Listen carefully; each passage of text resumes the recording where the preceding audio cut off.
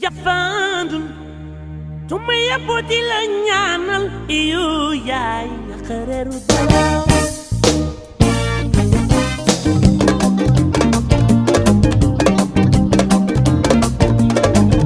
piki no bin yaay ramatu de kay na wando dong warulu tontu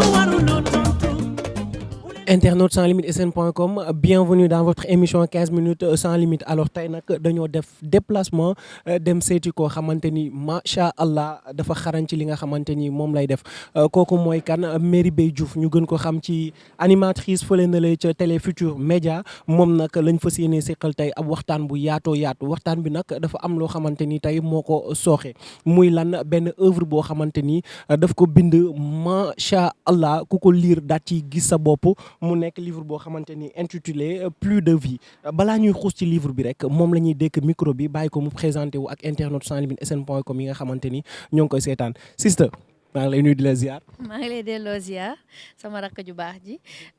donc di ci profiter aussi di nuyuwaale internetu sans limite point sn ñëpp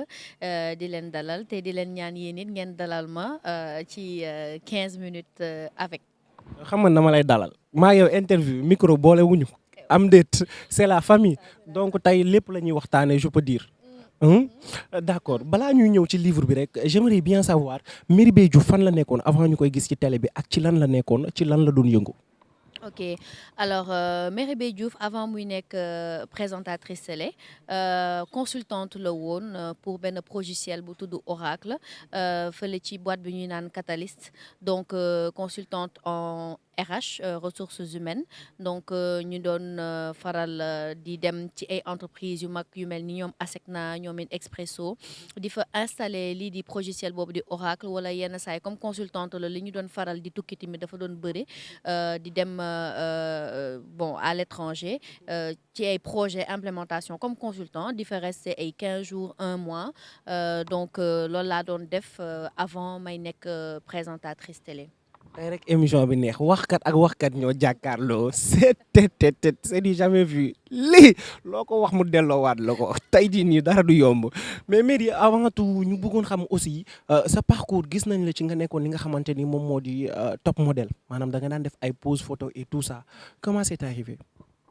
waa xam nga moi je suis une ancienne grosse waaw avant pata laa woon waaw déedéet du ma pata pouf je suis une ancienne ronde et dama musa nag assumer sama rondeur voilà dama ko musa assumer musuma déranger léegi j'ai toujours aimé aussi tout ce qui était pose photo et tout mais xam nga comme monde boobu dafa xaw am dictat peut-être léegi ak les formes XXL ñu ngi commencé jóg mais autant c'était pas vraiment ça ñi faral ñu gis ñuy def pose photo ak yooyu yëpp dañu amoon une forme bien établie donc benn jour en fait bi may doon stage maa ngi doon stage CBAO temps yooyu ñu ngi nekkoon période fusion Attijari bi sama directrice de stage jour boobu dafa soxla woon def benn shoot ay loxo pour maanaam ay loxo yu def échange de monnaie xaalis voilà euro contre truc donc muy xool ci bureau yi jékki-jékki ñëw ne ma kaay ma xool say loxo mu xool samay loxo mu ne ma toi tu pourrais le faire donc foofu la sama premier shoot commencé. et j'ai pris goût mu ne ma non de temps en temps su ñuy def ay affaire mën nañ la woo parce que voilà sa loxo yi mën nañ ko jël ça passe bien voilà après j'avais une amie boo xamante ne ni par exemple pour def publicité dàll elle trouvait que j'avais voilà des pieds qui passaient donc noonu laa commencé en fait loxo dàll mais après fekk me maigrir et tout wàññeekuwaat bu baax donc j'ai demandé l'autorisation à mon père donc. nga am borom kër. non j'étais célibataire voilà j'étais seule donc voilà noonu la commencé après defe naa ki ma njëkk shoot sax mooy Sidi Mohamed Kandji maa ngi koy nuyu après ñoom Willy bon bi ma demee France mi def naa fa 2 ou 3 expériences mais dama gaaw a daw milieu boobu waaw. da nga gaaw a daw milieu bi parce que dafa amoon ay arrière-pensée wala lan la woon. non pas forcément arrière-pensée sax c'est juste que jëlewuma ko woon comme métier en fait c'était plus benn passe-temps c'était plus quelque chose que je voulais bien faire mais man j'ai toujours eu en tête de faire aujourd'hui ce que je fais maanaam lii di bind bi donc loolu nekkoon sama bopp en fait c'était plus affaire de xale la woon pour man voilà j'aimais bien poser débuter et tout mais li ma gënoon bëgg a def mooy bind bi. mooy bind bi donc kon mën nañu wax télé bi moom nan la naka la demee nan nga si duggee. waaw xam nga lépp loo gis rek lien la parce que boo commencé ay shoot photo tu commences à être à l'aise avec caméra bi donc affaire de télé moom dama ko yàgg bëgg depuis ba ma nekkee xale ba may seetaan ñoom Mignel Barroso yi télévision ñuy présenter journal télé donc dama doon faral jékki-jékki toog sama néeg xam nga di def comme si je présentais le journal ak yooyu et je disais ça à mon père je disais papa tu sais un jour dinaa toog ci kanamu télé bi di la gërëm. Tu vois, et je lui faisais la promesse. Donc, on verra, Inch'Allah. Donc, après, quand l'occasion s'est présentée, parce que d'abord, je suis avec Mas, pour Black Diamonds, donc, mon mot donne préparer l'idée émission sur le digital. Donc, en son temps, high-tech de tout donne. High-tech tout simplement. C'est là où je me écoute, gis naa la ci émission bi, je veux que tu viennes le faire avec Idi. Donc comme ça, il m'a donné ma chance, mu ñëw taxaw voilà def naa Sub Info sax la ñu jokkoon def premier kii bi. Donc fa lañ ko defee puis mu ne ma ça match, c'est bon, ñu continuer. Donc loolu indi en fait Merry Beye dugg ci télé. Pourquoi sur le digital maanaam nga ñëw rek yor sa touche personnelle ci digital bi nga préféré def loolu noonu. En fait, j'ai pas préféré. C'est-à-dire, comme je t'ai dit auparavant, qu'il a une consultante voilà, en progiciel. Donc, j'avais quelques notions déjà. Te dafa nekk loo xamante ne man dama nekk koo xamante ne su ma duggee si dara peut-être mën naa si nekk novice au début mais du ma bëgg après ma nekk ci koo xamante ne xamul dara. Donc damay jéem a gëstu damay jéem a chercher sama bopp et puis tonton Google il est là pour tout le monde maintenant donc da ngay dem s'il le faut mën nga ko jàngaat mën nga ko xoolaat et tout pour mën a xam nit ñi ngi interviewer termes yu ñuy utiliser ce que ça signifie tu vois. Donc pourquoi le digital? Parce que le digital en son temps c'était l'avenir. C'est toujours l'avenir parce que maintenant tout tourne autour du digital. Lépp lu ñu mënti def pour être à l'ère du temps ça va être le digital te autant aussi jigéen yu bëri wuñu woon ci monde boobu. Donc il fallait apporter une touche un peu féminine à ça mu bañ a xaw a góore donc peut-être looloo tax mu xëy na choisir sama profil man tamit bu ma sasee loolu tamit man tamit ma ne xaaral rek ma yokk ci sama touche féminine rek. D'accord bi ngay nekk top modèle est-ce que amul loo xamante ni dund nga ko ci tey mu marqué la lool maanaam mu nekk loo xamante ni bu ma nee marqué daf lay métti maanaam ay propositions wala ay avances yoo xamante ni c'est un peu dépassé. Non, côté boobu j'ai pas eu à vivre ça en fait parce que man dama musa am sama caractère si lépp lu may mën a dugg. Oh. caractère gi fulla gi ak fayda koo wax ñu ni Merry Beye Diouf dafa am caractère da nga pànk wala nu mu fa demee noonu. mais yaa ngi gis may reetaan est-ce que pànk dina reetaan. man mi nga gis moo tax ngay ree mais xamante nañ bu baax da nga pànk yow. Donc je disais proposition yooyu jotuma ci jot on va dire parce que aussi dama amoon kenn koo xamante ne nii man dama nekk koo xamante ne j'ai pas honte de demander conseil surtout si ñi ma mag wala si ñi ma jiitu si milieu bi donc tonton Mansour bi yoroon on s'entend ba léegi sax icône donc dama ko doon la poser parfois ay questions xam nga donc xam nga yenn saa on peut éviter certains pièges donc doo fa xaw a dugg doo fa sooy jàll sax da ngay romb rek dem ne voilà donc loolu la di laajte lu bëri te aussi j'ai des parents yoo xamante ne nii duñ la bàyyi tout le temps ngay def souvent li nga bëgg tu vois dañuy seet aussi par rapport ak ñoom seen principe de vie bu dee dañ lay bàyyi nga def ko ou pas voilà. Voilà c'est ça buñ paree foofu rek ñu daal di dugg ak yow ci li nga xamante ni moom moo di livre bi nga bind tudd plus de vie livre bi il t'a fallu combien de temps pour nga bind ko. Alors livre bi je vais dire de façon ramassée 1 an voilà 1 an parce que en 1 an xam nga mën nga bind teg parce que après voilà am na liggéey bi am na obligation familiale yi am na feebar tu vois y a beaucoup de choses qui se passent en 1 an mais je veux dire jëluma 1 mois ferme toog ne damay bind livre bi ba mu jeex tu vois donc mais su ma nee 1 an c'est-à-dire bind bi édition bi yooyu yëpp ci laa ko boole waale quoi voilà. donc ñu bëggoon xam depuis kañ ak lan moo la poussé ci nga commencé di bind. Bon, je pense que loolu sama interview yëpp léegi ça devient une chanson ah ñëpp xam nañ que ne depuis ba ma nekkee xale laa mus a bëgg affaire de bind affaire de littéraire sama waa classe yi ma xamoon te ñu may gis yi dañu ne ah mais nous on te voyait plus ci affaire yu bind bi que ci affaire yu télé mais je suis toujours là c'est vrai que bon jamono ji ñu nekk nit ñi liiratuñu lu bëree donc il faut nga xaw a allier bind bi ak leneen tu vois parce que l'écriture c'est une passion donc foofu la quoi donc depuis xale la dama doon foowantu di def ay jeux de mots di bindantu ay bindu histoire su ma demee ma lire sama maam dem si yàlla balaa moo gaañu mu naa ma non changer lii wala defal lii mujj bi je me rappelle la première histoire que j'ai écrite dama ko jox sama papa mu lire ko je pense que j'avais 12 ans ou 13 ans comme ça mu lire ko teg livre bi daal di woo sama yaay maa ngi tiit nag maa ngi naan man ba du man lii parce que sama papa en fait moom dafa bëgg français si xolam boo defee ay fautes bu la déggee ngay def ay fautes sax dalay xool bëtu mais c'est quoi ça xam nga mu woo sama yaay ñëw toog mu ne ko lala lu xew mu ne ko non est-ce que liiral lii mu lire ko bëriwul woon 3 pages mu lire ko ba pare après sama yaay ne ma kan moo bindali ma ne ko man mu ne ma non munoo bindali ma ne ko ah man damaa bindali fii keneen bind man de maa ko fi bind après sama papa ne non c'est trop tôt pour qu'elle puisse voilà écrire li mu bind nii quoi ma ne ko ah pourtant man la de donc je pense que moom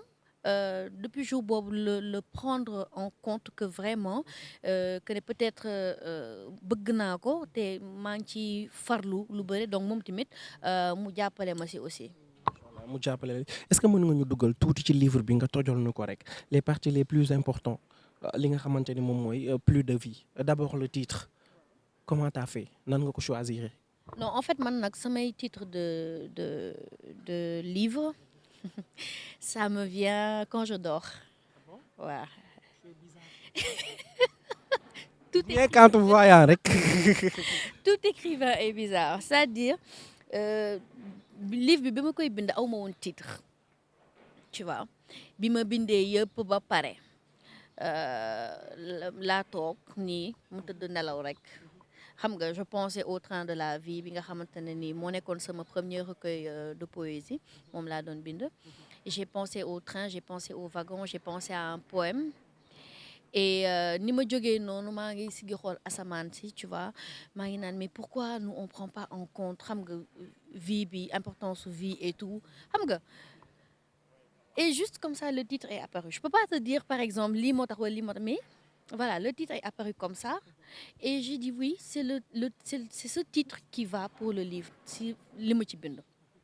donc pour tojal un peu livre bi c'est 3 parties une partie turpitude où on parle voilà de la mort de xam nga yéen xale yu góor yi da ngeen di bëgg ah te soo leen bëggee doo leen ñeme avouer seen sentiment waaw doo leen ñeme avouer seen sentiment da ngeen di préférer nekk ku jigéen ki xam nga di ko gëmloo ne que mooy loolu xamante nañu léegi nag voilà kooku au lieu que mu wax ko tout l'amour qu'il ressentait pour elle voilà xale bi jékki-jékki dem pas dem yoonam mais dee donc et là il a regretté le fait de ne pas tu sais nit ki boo ko bëggee n'hésite pas à le lui dire chaque jour voilà parce que xamoo kañ lay dem yow mi xamoo kañ ngay dem donc de profiter de chaque instant donc c'est de cette manière-là que je parle de la mort. Il y a aussi le viol bien sûr qui est un fait d'actualité on parle aussi des violences conjugales jëkkër jabar et tout. Donc dans la deuxième partie hommage à la langue xam nga làkkum français bi mooy loolu léegi bon ma bëgg rek aussi jeunes yi mën leen ko ne aussi même bu dee anglais bi wala beneen langue am na importance français tamit c'est une belle langue c'est la langue de l'amour tu vois donc voilà et avec ça on peut aller loin machallah on peut réaliser ses rêves et tout et c'est ce que j'essaie de montrer à travers des petites histoires si deuxième partie bi troisième bi c'est l'amour vainqueur. C'est comme pour dire que ak lu mënti doon l'amour gagne toujours voilà que ça soit ci biir ay problème que ça soit amour filial diggante papa ak doom diggante yaay ak doom xam nga diggante jëkkër ak jabar man je préfère voir le côté positif hein, et dire que voilà l'amour va triompher. L'amour va triompher mais lan moo tax livre bi nga koy bind am na loo xamante ni waroon nga ko ci mën a boole sa tey jii nii boole ko te actuellement boo xoolee moom moo lëmbee réew mi mën nañ ni moom mooy sujet d'actualité muy les effets négatifs yi nga xamante ni réseaux sociaux yi ñoo ngi ko en train de procurer instant bii nii suñu réew sax laay wax fii nii ci Sénégal. non gis nga bi may bind loolu en son temps c'était pas encore vraiment lu fës mais il y a une chose comme dama nekk déjà ci monde digital et chaque jour à travers sama émission suñu émission bi di High Tech 221 ñu ngi jéem a wone le côté positif du digital chaque mardi sur Yeewu Leen ñu ngi parler du digital ñu ngi parler des méfaits du digital pour man ce serait redondant encore une fois d'en reparler dans un livre parce que j'aimerais retranscrire des émotions c'est vrai que digital bi mi ngi yàq yenn dund mi ngi defar yenn dund mais loolu ci roman bi may préparer lay ñëw. bi ngay préparé ba xam nga ni di nga ci wax lu baree tam yaatu lool parce que on est dans un pays boo xamante ni doo toog ñaari fan ñetti fan yoo xamante ni yow déjà rek dama lay poser question boobu noonu maanaam ban gis-gis nga am ci loolu ñu nekk ci dëkk boo xamante ni on a nos coutumes suñuy aada suñuy cosaan nos traditions et tout ça mais duñ toog ñaari fan ñett yoo xamante ni dégguñu scandale loolu yow ban gis-gis ak ban jàngat nga am ci loolu. non loolu xam nga mooy explosion réseaux sociaux yi parce que gis nga scandale yi comme ni benn waxtaan bi ma ko amee woon ak sama benn xarit xëj na daan na am mais dafa làqu woon ndax amul woon lu ko fësal léegi nag dafa am lu ko fësal te loolu dafa yomb ba pare nekk d'accès à tout le monde c'est-à-dire tout le monde a accès à ça tu vois donc looloo tax xëj na scandale yi bëree xëj na problème yi bëree parce que léegi da ngay gis koo xamante ne sax day am problème ak moromam si réseaux sociaux la koy dem fajee te loolu ci xëy na toroxal sa moromu jullit la wala toroxal sa morom nit la comprendre nga donc parce que en fait tout le monde a accès à ça xam nga li ñuy naan le revers de la médaille loolu la on veut tellement que tout le monde puisse avoir accès à Internet pour se mettre à l'échelle mondiale que on oublie le revers de la médaille bi nag moom la ñuy nekk di dund parce que comme chacun a accès à ça diffamation dina am donc wax loo nit ki loo xamante ne du dëgg parce que l'essentiel mooy que yow na nga lancer affaire bi mu law parce que deru nit li ko yàq dafa ndaw voilà scandale pareil voilà donc chacun a accès à l'information te ku nekk yaay xool ak sa conscience naka nga koy utiliser.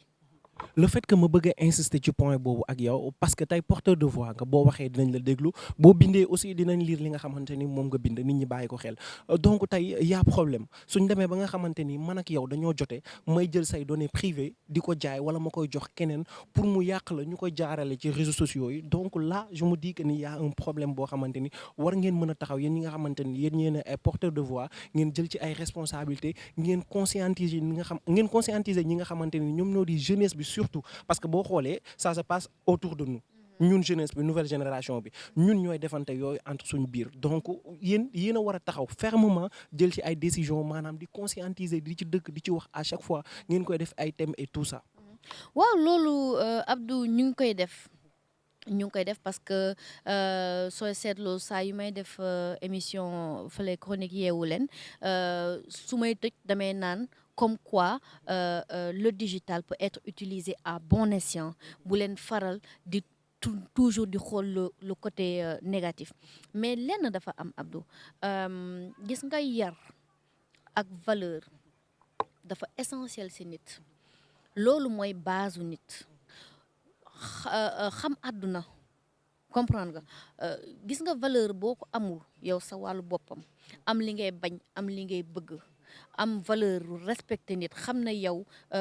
sa respect yow fi mu jeexee wala fi mu jeexee foofu la bosu jàmbur commencé donc yow doo am scrupule def yéen c'est-à-dire on a beau parler plutôt tu vois tey benn nit bu ñu jëloon benn nit lambda boo xamante ne moom yoonam nekkul ci loolu yëpp du ko tee def lu muy def mais ñun lu ñu war a def du tee ñun dinañ ko def mu di lan mu di attirer l'attention sur les dangers des réseaux sociaux de la technologie mu di lan mu di yeete mu di lan mu di wane aussi le côté positif parce que xale yi am na ay ndaw yoo xamante ne ñu ngi utiliser comment dire le digital pour def ay affaires yu baax di créer ay applications di créer ay affaires yoo xamante ne day aider ci médecine bi ak yooyu et cetera donc ñun suñu on va dire xeex entre guillemets ñun loolu la. léegi suñu jugee ci œuvre bi dañuy daal di dugg ci Merry Beye. Merry Beye nga nekk une personne boo xamante ni da nga discrète lool macha allah loolu la ñëpp di ñaan Merry Beye Diouf doo ko gis ci boîte de nuit doo ko gis ci soirée doo ko gis ci yenn spectacle yi ak yenn événement yi Merry Beye mu nekk koo xamante ni c'est une personne très rangée maanaam su may wax sa côté vie privée laay xaw a dugg tuuti muy kii nga xamante ni moom moo di sa borom kër ba ci tey say doom tey doo dugg Google tapé sa photo borom kër fekk ko fa doo dugg Google tapé sa photo doom gis ko fa. Merry Beye Diouf nan nga def yow non j'aimerais savoir quoi c'est quoi le secret nan nga def wala loolu nan la dikkee ba nga préféré jël sa vie privée écarté ko li nga xamante ni moom moo di sa liggéey. waa Abdou xam nga boo décidé def un métier comme la télé da ngay naka laa koy mën a waxee da ngay am vision benn. aussi da ngay xam li nga bëgg tey su ma taxawee di def sama émission tey Merry Beye la nit ñi xam yaa ngi comprendre donc il est devenu après Merry Beye Diouf donc li may fësal moo di sama liggéey moo di li ma doon moo di man parce que man maa choisir nekk sous les feux des rampes man maa choisir que ñu gis ma man maa choisir télé donc par A ou par B dañ may gis mais kii ñëw bokk sama vie maanaam mu di sama borom kër ce n'est pas quelqu'un qui a choisi cette vie comprendre nga moom il est juste tombé amoureux d'une personne qui a choisi cette vie comprendre nga donc moom déjà dafa nekk nit ku discret ku bëggul feeñ fenn mu nekk wokkatu bu tasee gestu parce que man tamit c'est mon choix ku nekk ak sa choix nag voilà am na ñoo xamante ne ils font le choix de s'afficher moi c'est mon choix de ne pas afficher mon mari encore moins mon enfant parce que c'est du domaine du privé. Est-ce que tu comprends parce que ku ci nekk xëy na xam nga boo xasee ba commencé feeñ télé nit ñi ngay nekk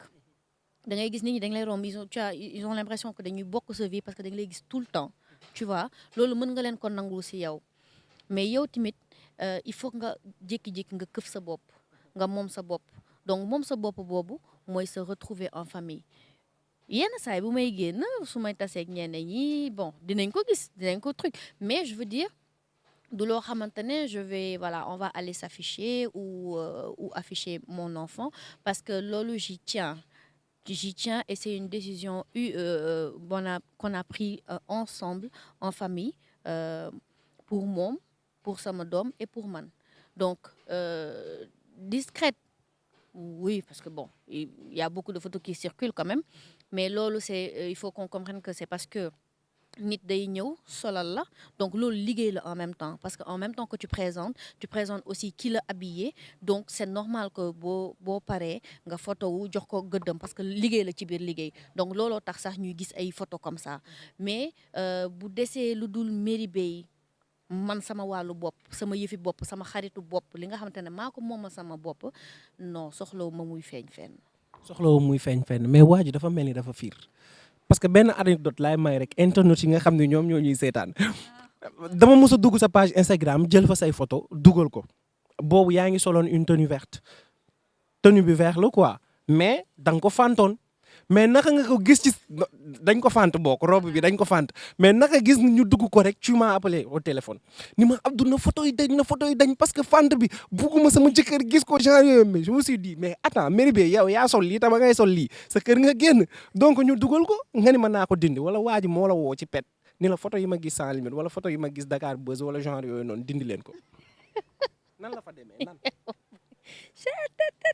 tey dama lay topp ba nga man defe naa interview bi ma accepté si boppam moo nekkoon erreur man keneen lañ ma waroon yónnee. non loolu dama bëgg nga dikkaat si au fait. non en fait tu sais mooy li ma la wax léegi xam nga yenn saa yi nit dina la jox tenue pour nga solal ko. Peut-être par manque de temps wala par manque doo ko jot natt wala doo ko jot sol parce que tu en as bon da ngay naan bon bu subaa lii laay sol xam nga peut-être par manque de temps et là-bas je pêche quoi c'est ma faute entièrement tu vois donc mën sol naa ko peut-être man sama comment on va dire ça. Man li ma considérer comme étant court c'est peut-être pas forcément ce que lui considère comme étant court tu vois donc xam nga loo gis waxtaan la donc soo toogee ci plateau télé peut-être fente bi du feeñ c'est ce que tu te dis en fait boo toogee affaire bi fente bi tu nekkul woon sax fente bu rëy boobu. kon man si je comprends bien moom bëggul que tu portes des habits yoo xamante ni c'est trop sexy. mais je pense pas qu'un mari aime que sa femme porte des habits trop sexy voilà. kan moo la ko wax. yow wa nga ko bëgg. caméraman bi loolu lay wër.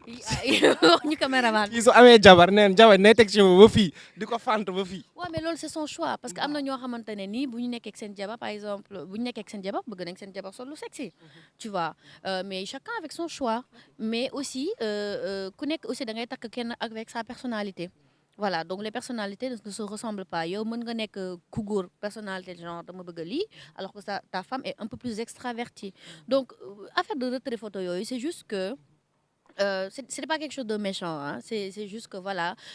bi ma photo woo après je l'ai envoyé à qui m'a habillée elle a trouvé ça joli moi aussi j'ai trouvé ça joli et tout mais bon. Il a trouvé ça joli. Il a trouvé un peu sexy. moo tax nga woo ma téléphone en direct nga ma woo. na photo yi dañ. Abdou xoolal sama fente bi Abdou xoolal jërë bi fu mu yam na photo yi dañ. yow xam nga noo mel ndekete. garaawul dama am kilifa. da nga am kilifa. waaw jigéen da am kilifa. d'accord kon ji. parce que man su may dem yeewu leen wala feneen moom moo may déposer. voilà macha allah côté boobu donc su may déposé xëy na xam nga boo solwul ba sol ay talons doo mën a xam fu fente egg comprendre nga donc boo ko xasee ba sol bon peut-être après sol nga ko c'est le coup est parti hein tu assumes. dafa fiir nañ ko wax te dee rek dafa fiir internaute sans limite sn.com Merry Diouf lañ dalaloon tey ci 15 minutes sans limite dañ koy daal ci bàyyi rek mu tàggoog yéen ñi nga xamante ni yéen a ko doon seetaan ñu bàyyi la nga tàggoog internaute yi bokk. lu ma ni la sànq da ngaa pànk bëri caractère moo tax nga bëgg a wan nit ñi li leen. yàlla xam na ne du loolu non man ñëpp ku ma gis loolu la may wax da ngay reetaan rek. waaw kon maa ngi leen di gërëm di leen sant di leen ñaanal beaucoup de patience si nit ki ndaxte. sonalaate na laqalaate na mais nag macha allah liggéeyam lay def te mën na li muy def donc di la remercier aussi si disponibilité bi di remercier ñi nga xamante ne ñu ngi toog jël seen temps di seetaan élément bi donc voilà di remercier borom kër gi waa Yankoba Sané ñoom Junior et tout donc te sama kër la gaa daanaka waa sama kër la. donc voilà loolu daal amoon te di leen naan voilà jënd leen defal nii livre bi nga lem ko ni waaw am benn problème pluie de vie ngi nii voilà donc boo leen bëggee livre bi da ngeen di koy commander au 76 637 03 49 c'est à 6500. internaute sans limite sn.com di leen jaajëfal bu baax a baax ci teewlu bi tey gis ngeen Merry Diouf lañ dalaloon ju waxtaane ak moom li nga xamante ni moom moo di livre bi mu bind ak li nga xamante ni moom moo di parcours am di leen jox dig daje rek ci beneen émission beneen numéro ak beneen célébrité di leen wax ngeen abonné wu en masse ci Sans Limites TV ngeen activé waale li nga xamante ni moom moo di cloche bi pour recevoir notification ci bépp vidéo boo xamante ni rek dugal nañ ko ñoo ngi leen di jaajëfal merci et à bientôt. Jafandul tuma yabo di la ñaanal iyo yaay xareeru dalaw